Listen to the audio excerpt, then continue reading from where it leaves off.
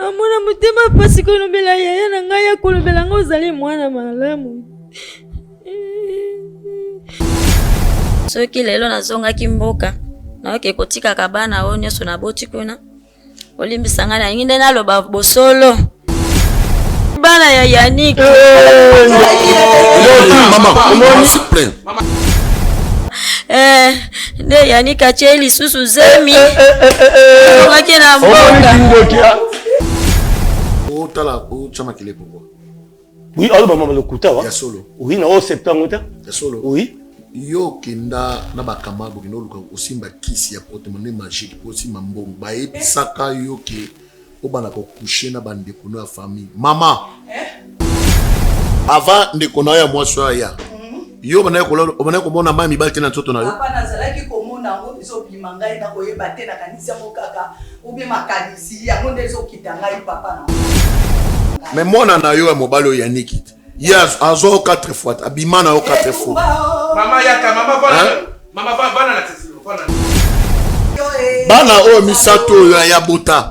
Za ya Nick. Mwana opeso ki pe ya Jani, mwana eza ya Nick. Ya Nick, yo bimala famille na yo. Mama. Boya na bosi. Yannick abominga. Yannick est prophète. Prophète ya konde la Bon, bon qui donne notre bande. Lorsque vous avez des saignements en dehors des règles très abondantes ou au contraire devinales anormales, ce ne sont pas des choses à négliger. Parfois, ces symptômes peuvent être liés à des problèmes à l'intérieur de l'utérus comme des polypes, des fibromes, des infections, des adhérences, ou d'autres anomalies qui peuvent même être responsables de difficultés à tomber enceinte ou d'avortements à répétition. Lorsqu'ils ne sont pas diagnostiqués à temps, ces problèmes peuvent entraîner des douleurs chroniques et affecter profondément la qualité de vie de la femme. La bonne nouvelle, c'est qu'il existe un examen simple et précis appelé hystéroscopie diagnostique. À l'occasion des festivités du mois de la femme, le centre hospitalier Monsonneau lance une campagne spéciale de diagnostic par hystéroscopie. Du 1er mars au 30 mars 2026. 24 heures sur 24. Jeune fille Elenge Mokolo Mobange Bobengami na centre hospitalier Monsonneau pour la examen à hystéroscopie. Donc campagne est pour la maman, pour la bilenge basi, ou bazali na problème to bokono o natani.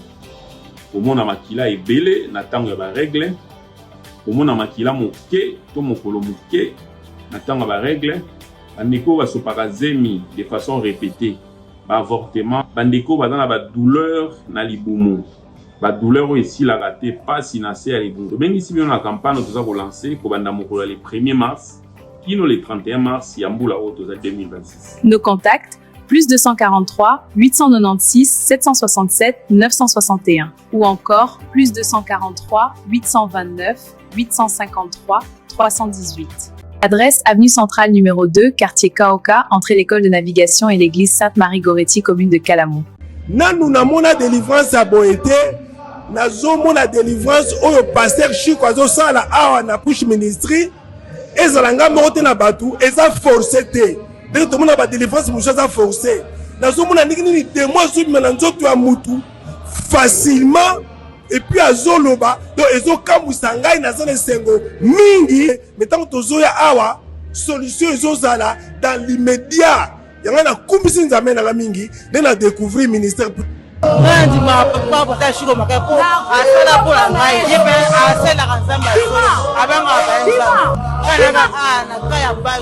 Ana pota munele ba image ezali ana pota kasa buja aka pota shiko pota ngo sile amba ekauka benze masala pe ngato na ana ba na pas na pota pe pota zo ba tembele sile rate et sile ata ba dessin ekauka rate donc ton na ton pasteur asima ezaka ba service ni yo ya lavage de pieds donc na pota na bassin wana bassin panzana to bassin panzana to la assemblée rapport langa sur la minute dans le pote sile kauka.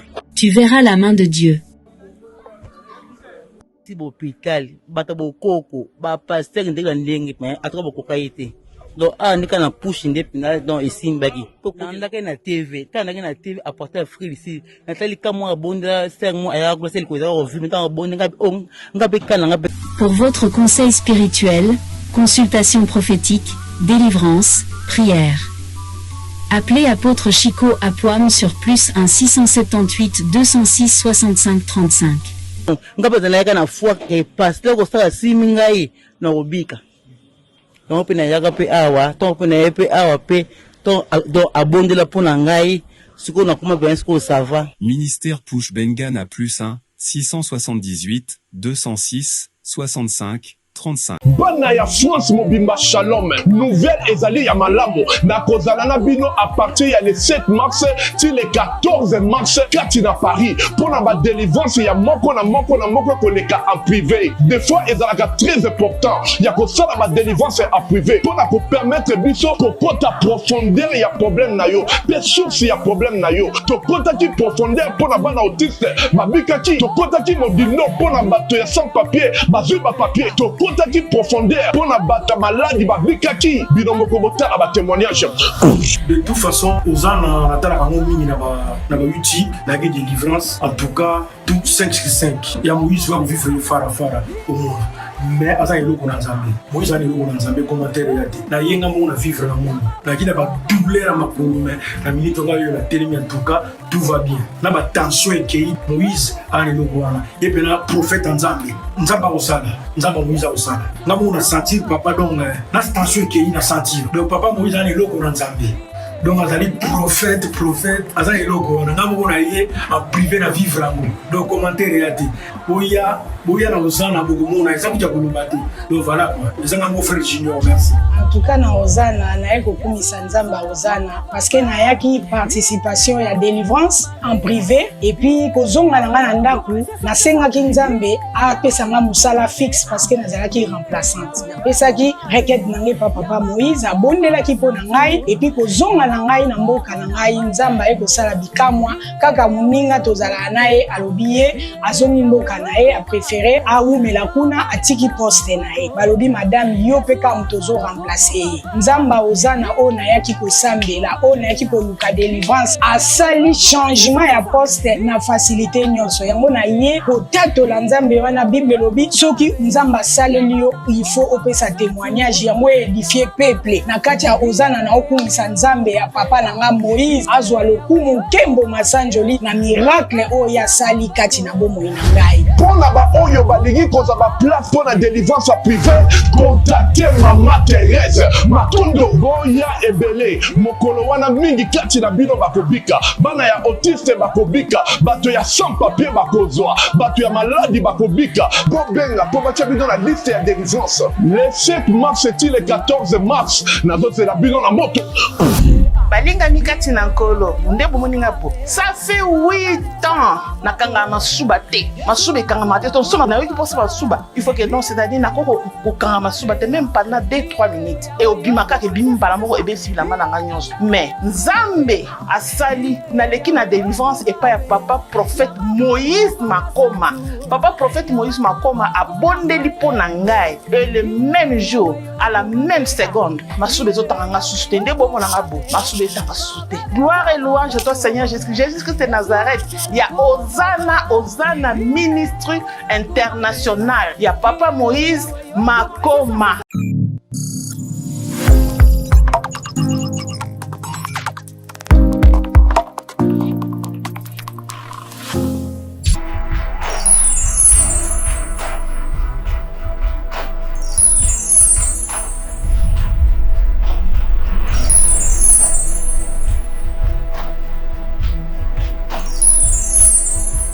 Tu peux prendre 7 ans, moi la vérité. Parce que jamais, ce qui moi, si tout mon bas, zobo tate, ndi yango ko tala ke boka bwana. Mais là, on y a aussi un so, tout ça la nuit, on a tout c'est une retenue.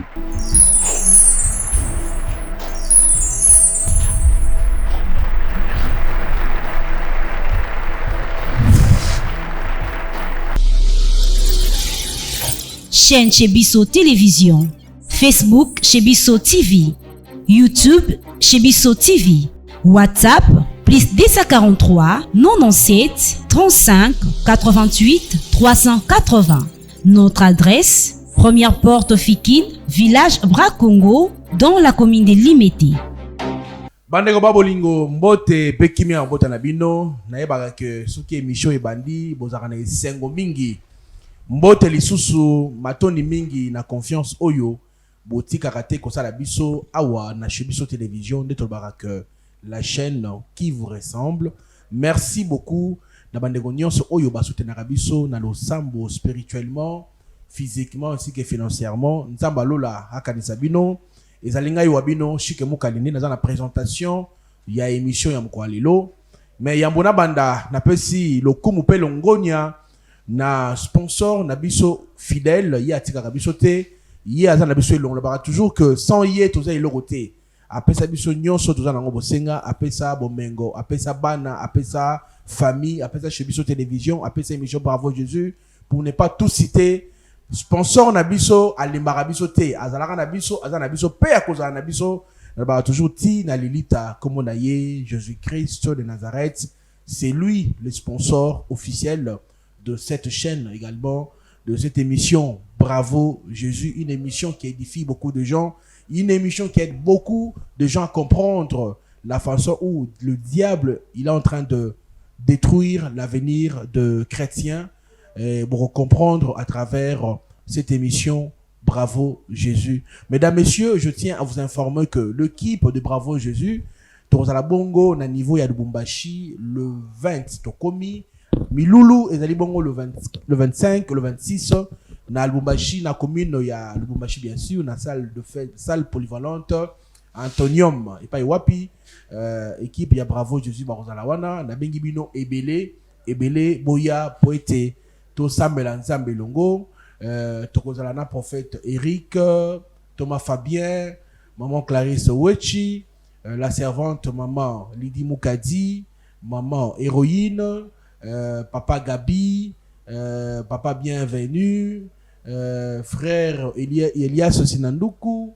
En tout cas, je vous invite nombreux boya bona lo lengeni nzambe assistaka batope asalaka et l'orphelinat Bravo Jésus-Christ ezomina commune ya Matete quartier Viaza numéro 27A wapi orphelinat Bravo Jésus ezwami nzambe achona motema pona ko sunga bana oyo ko consoler bango. N'hésitez pas de nous contacter au numéro qui est affiché. Donc l'orphelinat de Papa Chic Moukadi ezwami bon na commune ya Matete bobenga ebele po ete boyeba kokota en aide na bana oyo bana bitike et c'est boyeba peke centre professionnel chez biso ils font le porte nango tinda mwana aya koyeko la métier lobby a compé utile la société tout ça maquillage esthétique auto-école prise de vue réalisation anglais informatique. Envoyez vos enfants bah quoi apprendre métier, c'est très important pour l'avenir. Un grand merci na ba héros dans l'ombre oyo bazali ko réaliser na moni de konabiso Israël azali wana na prise de vue na régie finale na moni Zara Azawana ba ko réaliser émission oyo. Mesdames, Messieurs, pour nous attendre invité, je suis pas seul, je suis avec le prophète Eric ainsi que notre invité du jour oyo ayeko mona biso pour ayeba kotandela biso mai oyo eko déranger. Je m'avais dire bonjour à prophète Eric. Bonjour et bienvenue. Bonjour Papa Cheikh Moukadi, bonjour à tout le monde. Je crois 2026, c'est la toute première fois. Tout fan en a pour toute l'émission. En tout cas, nous avons toujours wana, toujours baluka.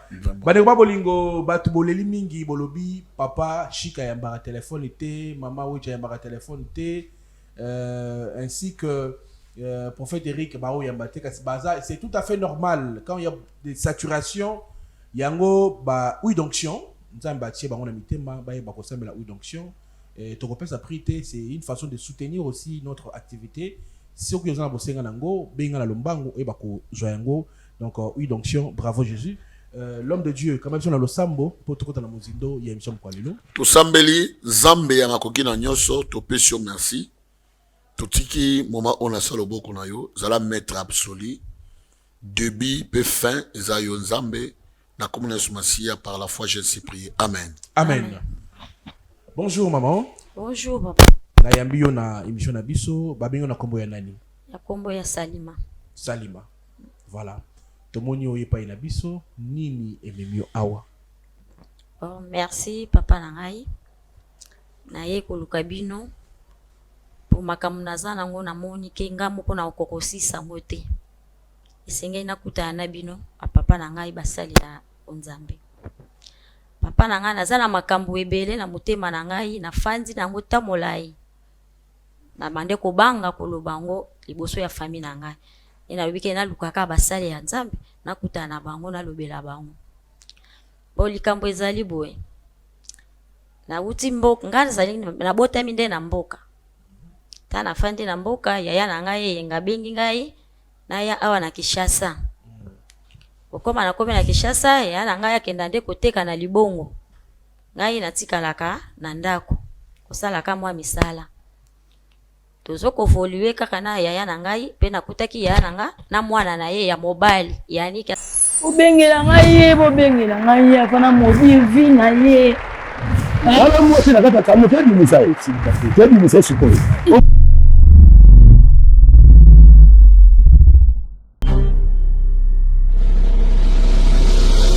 Bravo Jésus Ministry organise 2 jours de prières intenses du 25 au 26 mars 2026 de 8h45 à 14h juste. Sous le thème Remise et reprise. Venez passer des moments forts dans la présence des dieux et expérimenter ces miracles. Ah, Jésus! Il y a un miracle maintenant. Yes.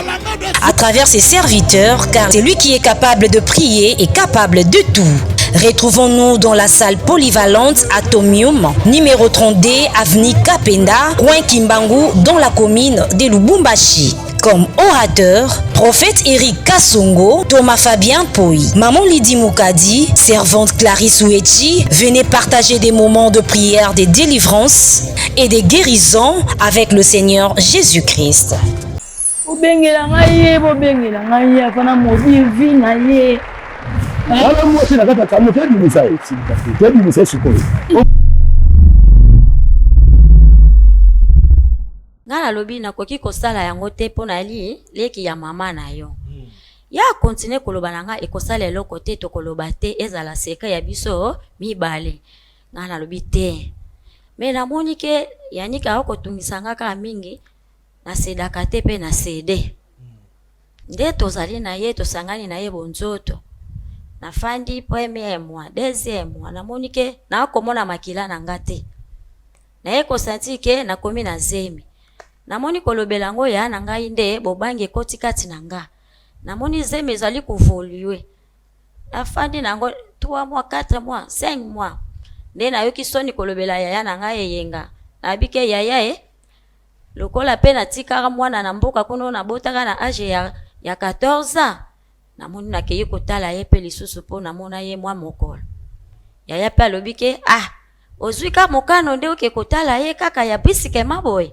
nabite ya nakende kaka pona yoki susi ya mwana nzoka ngai moko na miyebi na yaniki ke isi atenga zemi ye mope yanika yebi ke ngai pe na zemi ye pe abombi akobanga ngai pe na akobanga kolobela yaya nde yaya lubina nga malamu kasi toko bongama semene okende ngabia yaya pe aiko bongama atalelinga mwa koli ne kokena ke imboka akomi pe nakuti pe mwana ali malamu na bafami pe bayali afandi malamu moke mwa si mwa ikoti na ndaku bakomo lobananga wali nde na zemi ngabi na ali na zemi ya nani kako kende Kishasa oyo keko kumba zemi abasa bana Kishasa ya loyenge oyo bako yako wangu ano zemi oyo te esike anzimaki ngaipe na kokosa ke mama nzimaki ayango na senga ki mobali na ngawa na chenga zemi natala mwana ngaza awa na mboka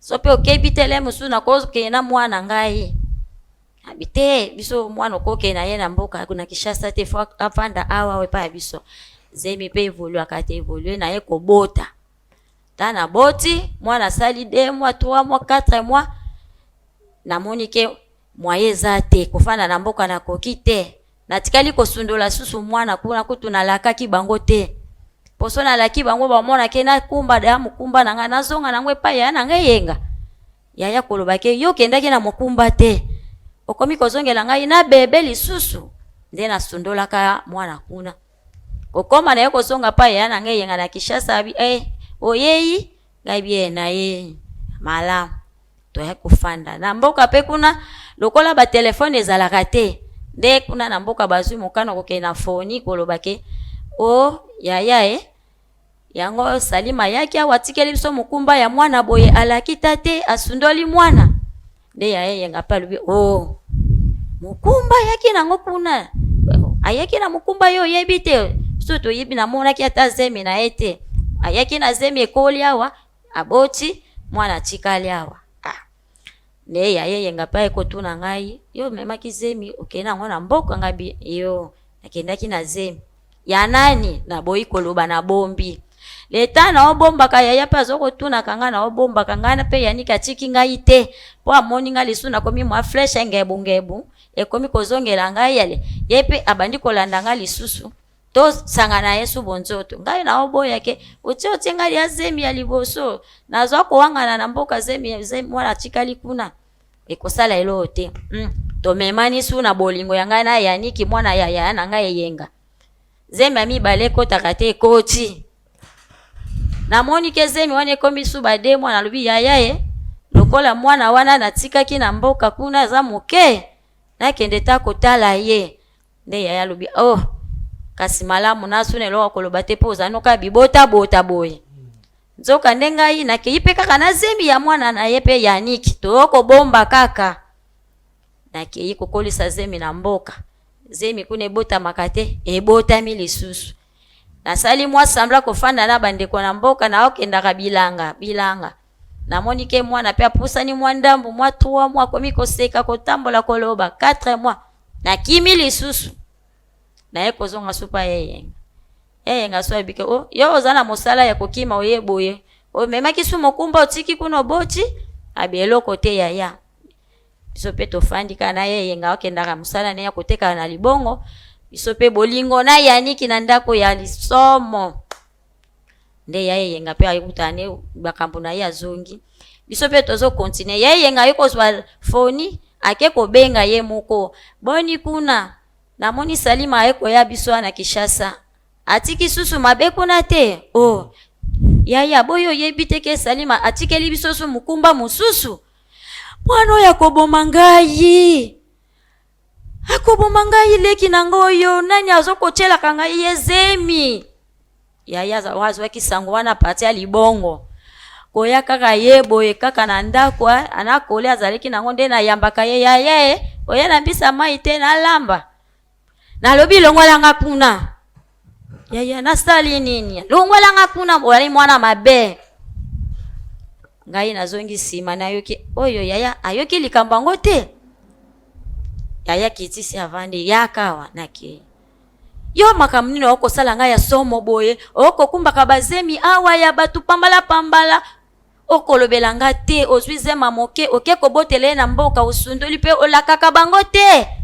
okozwa mukumba no kaka otiki kuna yaya limbisa ngai na akakaleki na yo lobela nga zemi ya nani yali ya mwa mbali moko ya porter wana oya kaka otikela obambisi okokosa ngai okobambela mwana bato te po mwana wana abanga kananu baya basi yaya tokosolola yaya pelo kwaza moluli ya mbongo kobima katongo taye kosolola na leki na eyali te biso pe to continue kovanda mwa pe mukenge bunge bwa nzoto angolo koyela biso na Kishasa wa yaniki pabi na akotiko te ngana yo muzemi ya misato ekotaka te eyeko kota lisusu olinga kale yaniki bando kolinga na bolingo solo ndenga na mona kike bolingo wana fenzake ya bosolo balobela biso ke na Kishasa bavantire baze ebele epi yanika kolobelanga ke Kishasa kopesa nzoto na mibali pambala te tika ngai moko ndeko na yo nasala nini nabotisaka yo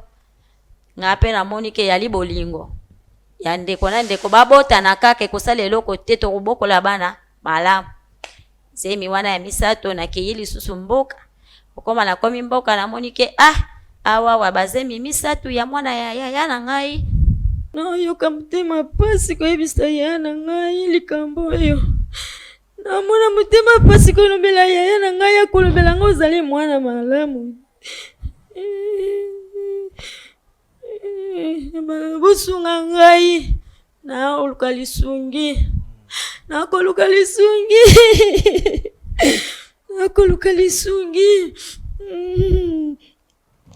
nakoluka lisungi papa la ngai bosunga ngai nala likambo oyo yali makasi nakoboma papa na ngai mwana oyo ya ngai natikaka na mboka kuna oyo ya liboso na botaka na bo jeunesse na ngai ya 14 na bizaka na age ya 14 nde na botaka ye ndeko bibota bota na ngai oyo na okobotaka na Yaniki ya na ngai lobi na ngai ke wali mwa malamu te na mona sutina na ngote zonga nanu na mboka kono fana nde asengaki ngai mwana na ngai oyo ya liboso na bota na age ya 14 natindela ye awa lobi ke akoya kosala université awa na Kinshasa nde natindelaki kasi ya pasi oyo na okoyoka awawa ye Yanika ngo lisusu oka alandaki lisusu mwana oyo ya ngai na Kinshasa aye kokumbisa lisusu semi me beteke bobota mwana bobota ina ye aye baki lolenge kaka salaki na ngai mwana ya leki ya mama na ye yango pasali lisusu na mwana na ngai na boti na aja mukie mwana ye moko pe asali mwana ya ngai moko ona bota na ye mobali yango mwana ona botane ya liboso na mobali mosusu na mboka kuna nde ye wana taunga na zongi mboka nde yaya lobeli ngai ke tindelanga mwana no ya sheni fi ya liboso aya kosisa université awa na Kinshasa nde Yaniki lisusu akomi lisusu kolanda ye lisusu achende zemi nde pasi yangu wana na nango papa na ngai pasi za na ngai yangu wana mama toyoki lisolo na yo merci mingi pour tous angonga mingi te l'homme de Dieu intervention na yo yambo na pesa moi briefing ke na bandeko pa ba yesiko. Merci papa Chik Mukadi na makambo toyoki pa ya mama eliboso et celle non pasi vous allez liboso yami balé mama tango Yannick azwa ko déranger ya mama leka Yannick ya ko jamais ko céder son corps et le kola mwana bina mama na ye donc c'est pas une malédiction mais ça c'est l'abomination pour tant mwana meki ya zana ya na ye pourquoi pas que nous ça yana keton tala mwana yo nga sanga buzoba mais c'est que yepe akipe na monsieur pas mama wana akipe na monsieur pas Yannick to ke na ngobongo parce que na vie ya couple papa ndito zala boye soki mo sabi no papa atamo so china ndako so bino tskali no mais tibo comme na niveau tu obota na Yannick bana misatu et puis Yannick a eu moi no aliboso ache sous-zemi bon soko cha moi no aliboso ache sous-zemi peut-être ko mona bon bano ba utaka à l'intérieur peut-être ko banga Kinshasa mais maman ndenga zaboy est-ce ça normal te c'est normal il y a famille moko za sacrifier n'est pas chic ça auto benga il y a pirement la sorcellerie eza bondoki et où ils allaient pas mamaleki tout ils a pas Yannick parce que comment yo mama leki moi déjà liboso boteka jeune fille papa ne yo ebiete yo ekishaso pona ko aider mama we ko aider ndekuna mwasi mwana ya ye ya mobali Yannick obana kolunga bilamba na etibu komna niveau boti bana misato Yannick atiki wana te alandi suna mwana na yo omote que non il y a un suspect papa la place wa.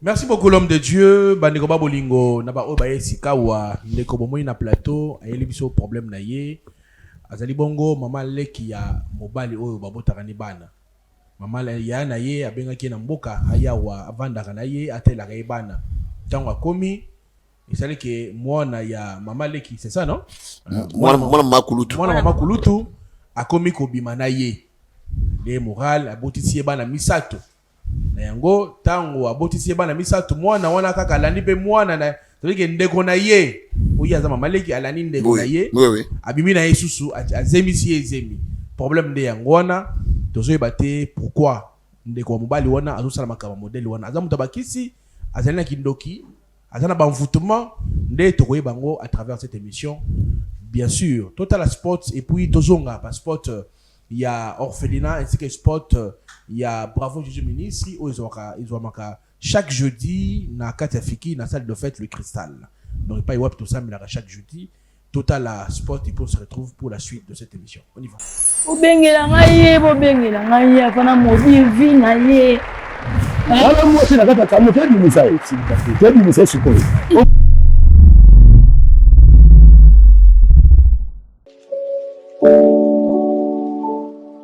Orphelinat Bravo Jésus, chaque enfant a droit de briller. Shalom, shalom, peuple de Dieu, shalom, shalom, Bana Nzambe. eza Maman Lydie aye kobeta porte pona orphelinat Bravo Jésus. Bien-aimé, naye kotalisa yo secret moko ya kobongisa 4e génération na yo kosala bolamu egangaka. Surtout ko penser na orphelin, na veuve, pe na ba indigent. Maman Lydie aye kosenga na biso nyonso tokozwa video oyo to penser na orphelinat Bravo Jésus. Bana batangaka, bana babiaka, babelaka, bazaka na besoin pe ya ko vivre lokola bana na biso na bandako. Maman Lydie moko na Bravo Jésus mo mbaba kokokate. Mais lokola Bravo Jésus ezali monene eza monde entier de Maman Lydie aye kobeta na ba porte na bino. Tokanisa barfelin na $1, na $5, na $100, na $1000. Na buku ne kaniseli ozocha ba point. E kokomela yo moment moko ya pasi. Zambe akozanga te kokanisela yo. Okokanisisa Nzambe lobi fungola buku ne kaniseli. Okomona kombo nanga na kati ya orphelinat Bravo Jésus na futelaki ba orphelin ndako na tangisaki na lesaki malade eninge kluwenga Yesu kaniselanga et okozanga te kobika loboko na Yahweh na bibele. Que le Seigneur vous bénisse. Faites vos dons via RTL Money, M-Pesa et Orange Money. Pour les enfants sans parents, les orphelines et orphelins ont besoin d'un foyer, d'attention et de protection. C'est SOS leur offre une nouvelle famille attentionnée. Orphelinat Bravo Jésus, chaque enfant a droit de briller.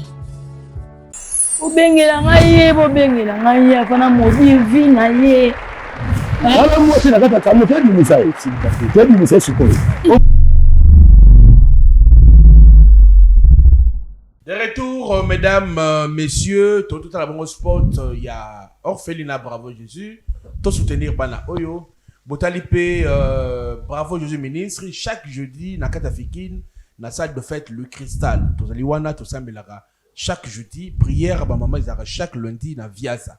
Le programme, c'est pour retenir lundi, prière, ya maman, na maman Lydie, na Viasa, na maman Wechi. Le jeudi, tout à l'heure, pour la prière, de 8h30 à 13h n'est pas wapi to sambelaka chaque jeudi. Bana bolingo bakokoti la ngai sikoyo famille yo. Bakoti la nga bango s'il vous plaît, bakomi déjà. Bakota oui, bakota. Maman bonjour. Oui malamu, oui malamu. Voilà s'il vous plaît. Papa on a lieu to yambi moi. Ngam na bengiye, oyebiye? Na yebi le kina nga bolole pensa to ki bota bota to yebi place azate. Na yebi kutazaya la kisasa teto yebi azana mboka. Fana na. Fana na au fana. Vanda na mama. Oui, yepa yeko zabilo wali mama. Vanda mama vanda. Bon, ayo sanya. Va yo fanda. Voilà s'il vous plaît. Yako vanda. Vanda na s'il vous plaît. Vanda. Vanda. Mama, oyebi wana mde wafandi? Oyebi attention. Na yaki bana kimya ndé na moni yawa na limite na kobima bien. Oh. Pona ni nze mati papa. Pona ni. Oyo so mono bolole ya libota na ngamuta soni. Oh. Na yebite loko ya awa ya kosala nga surprise. Asali ni bobenge bolole mama bana. Oyo. Papa makamba minene so na yebisi yo oyoka nga mawa. Oh. Tika boy, beta biso na lisolo. Avant zana loso na yo na liputa to bengela kiyo. Yebisa biso asali nini? Papa limbisa ngai pone na matisi tension na ngai likolo na mikitisi. Okay. Mwana oyo azali leki na nga propre mwana suka na libota na ngai. Okay. Nga nateka na libongo ya baramoto, nateka mbisi. Okay. Mwana oyo na bengisa ke ya kosunga na ndako mobala kufa. Okay. Atikala na ndako. Oyo mwana na nga na botika na bomo ina nga ka ye moko ye ya nikyo. Mwana na nga kaka ye. Okay. Mais un moment donné mukolo mususu na vandi mwana oyo ekopesa nga rapport ya nika zobenga na ye na ndako. Oh. Avant da suna ndako te. Ngana lobi na likambo nini ya nika obenga oyo ya nika lobi na ndako na bango ngana ko vanda te. Na vandi la pe ya nika. Gabi oyo aza mwana suka na biso. Likambo nini yo benga na kaye na ndako. Mama leki na ye. Mama leki na ye. Okay. Na tuni ye obenga na kaye na ndako pona ni ya wangani. Ya lobi na za mala lezi awa ya niki soko zate. Abengana ngalobi awa ngana fanda kalisusu te. Okay. Ifuna bima kana ndako na bango. Ngana tuli problem ni na lobi ya na yeba kapete. Kaka wana ndiki na tela bango na sindenge na kinda kana ya. Okay. Mais mwana mwasi oyo leki oyo mwana suka na biso. Soka vandi epa na ngalo bateki azana zeli.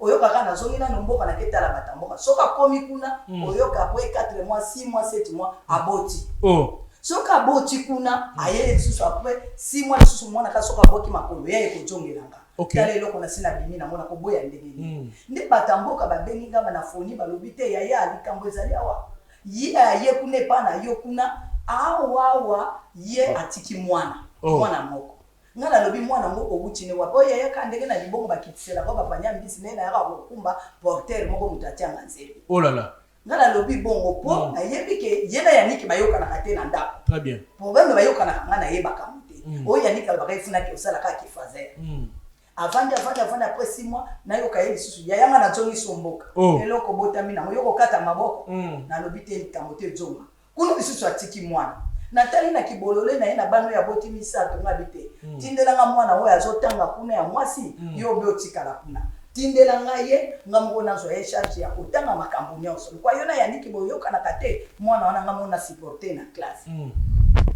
ndenge ngana yaki na kisasa ndenge mwana wana yaki na kisasa mwana wana en charge mwana na vanda ko ba kulutu ngape na sosonga na mboka ndenge azonga na mboka kozonga zongi na mboka kuna mwana wana yokike akoma na zembi kuna même histoire na mama na ye papa abolole nzoka nde mama bolole mwana pe bolole donc ndenge nazalia wa na mokolo zembi pe ya mwana otikala koyeba te na yeba pete bazemi na ye oyeba mutaboti sana na yeba loko moko tenga elonga inga na yebi pe loko moko te ndeka na yokika samo ya biloko akolia ndenga na ye awa na ya kotala soki ndenge ni yako kutana surprise moto na yebi te oya za mutasoni ngana ko pesa na ko vana nesika moko te oyo penda tango Sodoma na Gomora bandaki falanza na ka kuna mais maman depuis makamone kombaka ozota kosola na yete na swata kosola na ye na ebisanga ke zemi wana na tunya parti mboka na foni alobi ya porteur moko na libongo JP ayebisanga mais eloko ya ebisanga ka bazala kabinemi na mwana nanga mena sango pe na ye bakatina te mwana nanga bana ko benga na ye pour que le kusala kifazel na ye bakayoko te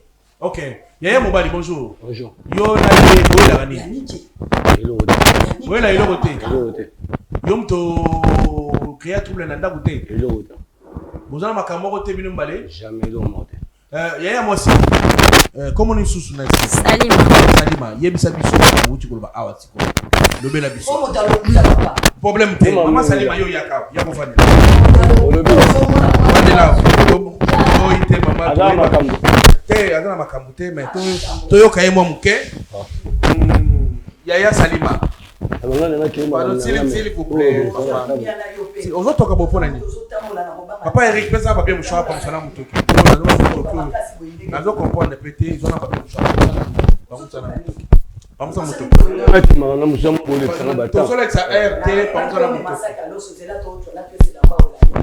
d'accord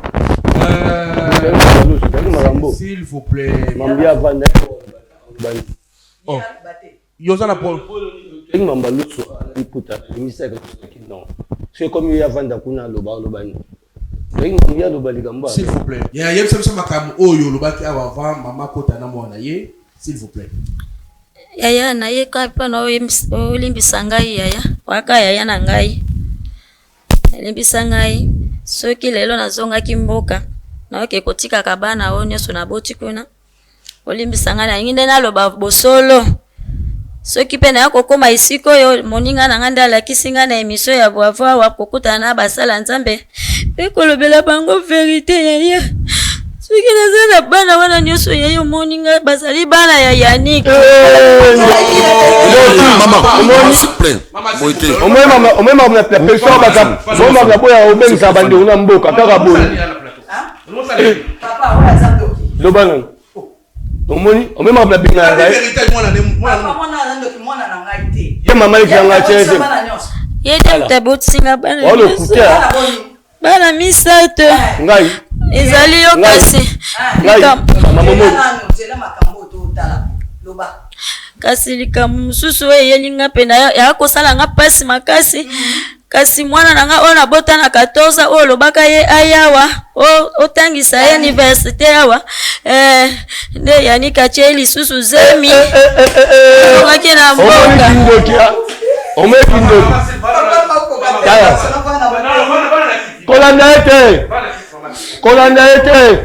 kolanda ete aba mamba lokuta tu mama nozo loba Yali makamba solo.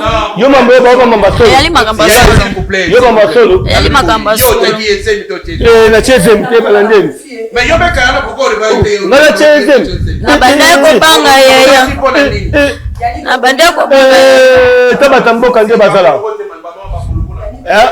Taba tamboka nje bazala. Omoni ozanga sika olala. Zela nanu. Ozanga sika olala. Yaniki. Ah, vetika ko. Ate tika. Mamyolo babongo sepe nango. Non, zela na muke. Ya na kote na yo. Mais yaya pourquoi ba ikala te Yaniki mtachoze. Na banda ko banga nde yaya na ngai. O yaya tomboka kande pamba. Na banda ko bomba. Mama. Ya lokuta. Papa, ngambo bala kufa de. Mama ngale biso ya lokuta. Mama ya lokuta. Yo sofana. Alo babie mutacha kezemu. Bosko na robot ye. Mama moko tata moko yo botie bana bisa. Mwana ko jania ye. Yo ke robot sa su jania. Jamais maman, lokuta. Ye mena so bana ko sana ndako na nganzo yo. Lokuta, jamais maman. Jamais. Ozotoka nini? Oh, on a transféré arabe. On a arabe.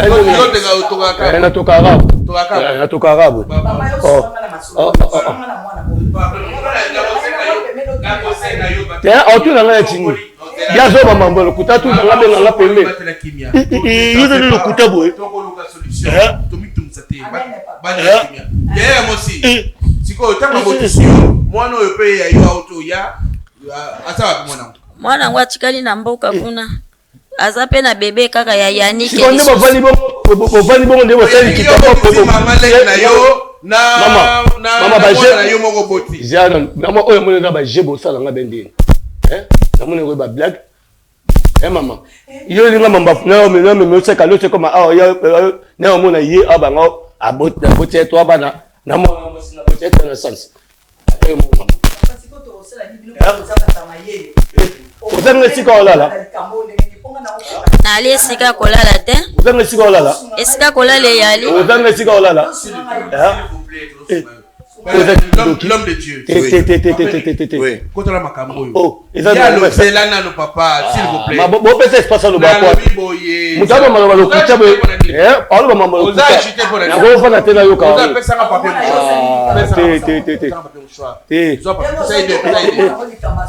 Di kama sonne, mama binga bien to karabu. Wa misiki. Ouais, musique.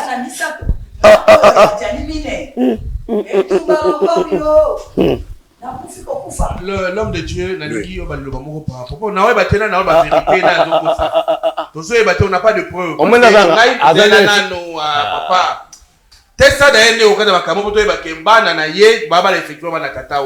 C'est comme ça, on ne saurait pas savoir. Oh, mais il y a sur le moment, il y a encore sur le macambo. Oui, il y a encore ça. Pour abengaler la nda kukuna. Maman, jamais, la violée.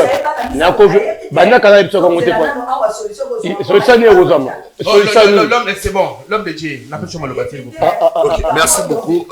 Maman, merci beaucoup. D'abord, émission Bravo Jésus. Papa Yannick. Ochama kelele pamba. Est-ce que vous tirez la kimia? Papa Yannick. Oui. Papa Yannick talangai. Nathalie passe. Oh tala, ochama kelele pourquoi? Oui, alors maman le kuta wa. Ya solo. Oui, na septembre ta. Ya solo. Oui. Yo kenda na bakama bokino luka osimba kisi ya porte-monnaie magique pour si mambongo. Ba ebisaka yo ke obana ko coucher na bande kono ya famille. Maman. Yo mikolo yuti ko le kava mwana avant ndeko na ya mwaswa ya yo bana ko mona mami balite na ntoto na yo papa nazalaki ko mona ngo biso bimangai na ko yeba te na kanisa mo kaka ubi makanisi ya ngo ndezo kitanga yi papa na ngai mais mona na yo ya mobalo ya nikit ya azo 4 fois abimana yo 4 fois mama ya ka mama bana na tsisi yo Yannick yo bimana mama na yo Yannick yo le mare de nuit na ngai Yannick, malé de nuit na ngande yo ne malé de nuit na ngai Yannick. Ye kutu malé de nuit na ote ye abande abimande na yo. Alongola bilamba. Bana o misato yo ya bota. Ya Yannick. Mwana opeso ki pe ya Jani, mwana eza Yannick. Yannick yo bimala famille na yo.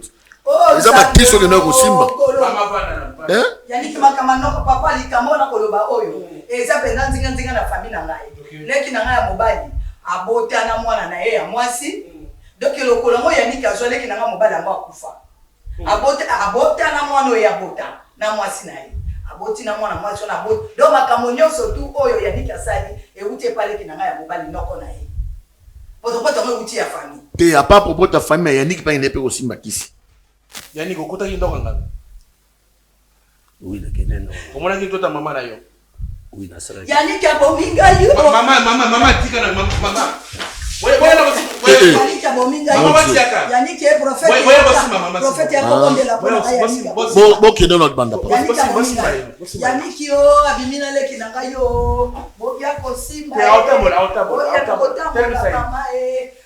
nzambe o na motata so yaniki obominga mwana kongo ya makasi yo te yaniki oyo bominga kabona kufi kokufa bobokela ngata mwa mopetawa yaniki oyo bimina leki na ngai ya mwasi na mwana na ye ebaki na mwana bomangi ndenge nini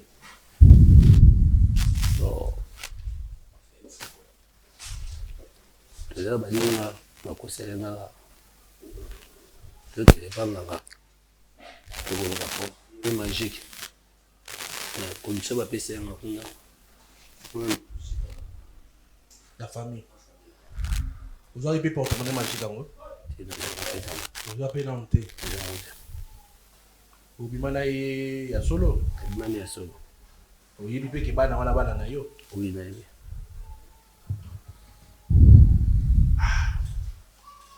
l'homme de Dieu tokomi na suka okoloba nini lelo yo moni nzo bolumbu mwana moni bolumbu mama na ye bon omoni ne balobaka mokili ezobebisama modele ikola biyoka na bilandala na nakoma pe lokola bango l'envie c'est ça qui tue tala déjà abimana maman depuis 4 fois maman aboti 4 fois et puis ayoko bimana maman leki na ya bote bana misato alandi su mwana maman leki na ye abimi su na ya boti c'est su mwana tout ça ils ont des ténèbres mais dès qu'on a son bali faut les canaux délivrance ou à tambola vraiment dans tout un esprit parce que ndenge mambo mi boso to landi ya délivrance te robe la pe liboma parce que mbongo nyonso makila so a peso condition beaucoup respectant ngo suka ngo za liboma mais ils ont c'est la délivrance on a c'est tout papa. Merci beaucoup tokomi na suka yaya c'est pe basami la pona yo oui toko to retrouver bino pour la suite ya émission kwa lelo kimia na mabota na bino.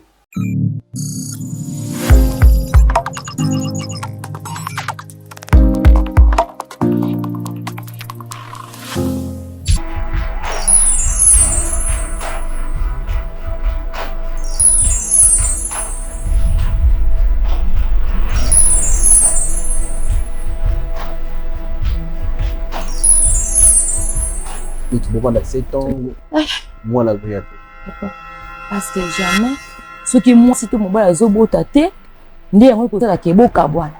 Eloko ni yo senga biso awa tout ça la nini kona to senga ko ni.